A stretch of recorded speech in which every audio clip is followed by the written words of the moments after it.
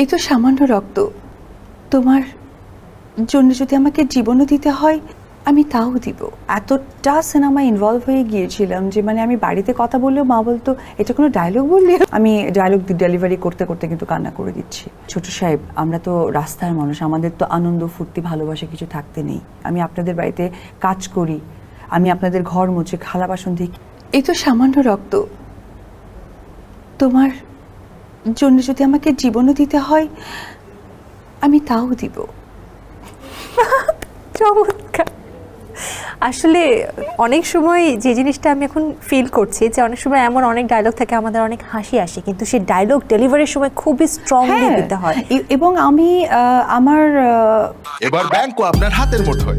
Balance transfer, mobile recharge, bill pay থেকে শুরু করে যা চান সব হবে এক মুহূর্তে। NRBC planet. অনেক সিনেমায় আসলে সিনেমা অনেক করা হয়েছে। একটা সময় তো আমি এতটা সিনেমা ইনভলভ হয়ে গিয়েছিলাম যে মানে আমি বাড়িতে কথা বললেও মা বলতো এটা কোনো ডায়লগ বললি, আমি বলছি, না মা এটা সত্যি। তারপর আমার মানে এত ইউজড হয়ে গিয়েছিলাম, মানে এটা আমি বলবো যে respect my profession and respect আমার ডিরেক্টর যারা ছিলেন এবং আমার সহশিল্পী যারা ছিলেন তাদেরকে আমি ধন্যবাদ জানাই যে অভিনয় কিন্তু একটা অন্যরকম একটা ব্যাপার, অন্যরকম একটা ন্যাক।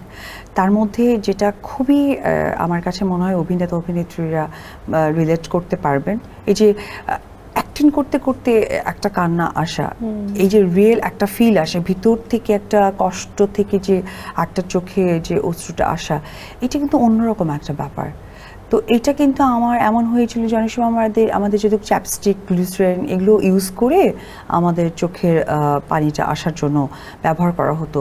তো অনেক সময় আমার এগুলো লাগতোও না। আমি ধরেন কোনো একটা ডায়লগের সাথে এতটা ইনভলভ হয়ে গেছি বা ওই সিচুয়েশনের সাথে এতটা ইনভলভ হয়ে গেছি, আমি ডায়লগ ডেলিভারি করতে করতে কিন্তু কান্না করে দিচ্ছি।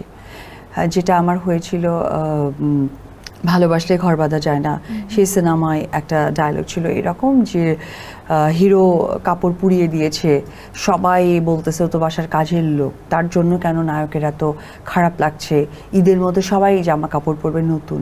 তো হিরো বলেছে যে সে কেন পরবে না, তার জন্য নতুন কাপড় আনা হয়েছে। তো সেটাকে ভাবি যে করেছিলেন ক্যারেক্টারে, সে এটাকে ইনভলভ করেছিল যে তোমার কেন তার কাপড়ই আনতে হবে। তখন ক্যারেক্টারের সাথে ব্যাডলি একটা ইম্প্যাক্ট ফেলে তখন ওই ব্যাপারটা। তখন আমি এসে বলি যে আপনারা সবাই মানুষ, আমি তো মানুষ না। আর হিরোকে বলা হয় যে ছোট সাহেব, আমরা তো রাস্তার মানুষ, আমাদের তো আনন্দ ফুর্তি ভালোবাসা কিছু থাকতে নেই।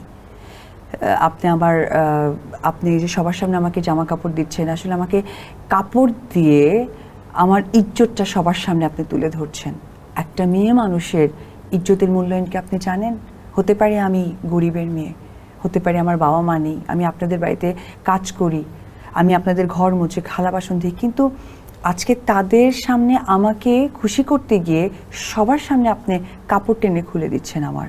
তো এই ডায়লগটার সময় না আমি এতটা ইনভলভ হয়ে গিয়েছিলাম, আমার গ্লিসারিন লাগেনি। অ্যান্ড আমি একবার ডায়লগটা পড়ে আমি ডায়লগের মধ্যে ইনভলভ হয়ে আমি কয়েকটা ডায়লগ অ্যাড করে দিয়েছি, আই ডোন্ট নো কীভাবে অ্যাড হয়ে গেছে। তো আমাদের ডিরেক্টর ছিলেন জাকির হোসেন রাজু, অত্যন্ত খুশি হয়েছেন। এবং আমার শ্রদ্ধেয় আর একজন ডিরেক্টর ছিলেন, যদিও ওখানে অভিনেতা হিসেবে কাজ করেছেন, আমাদের কাজী হায়াত আঙ্কেল।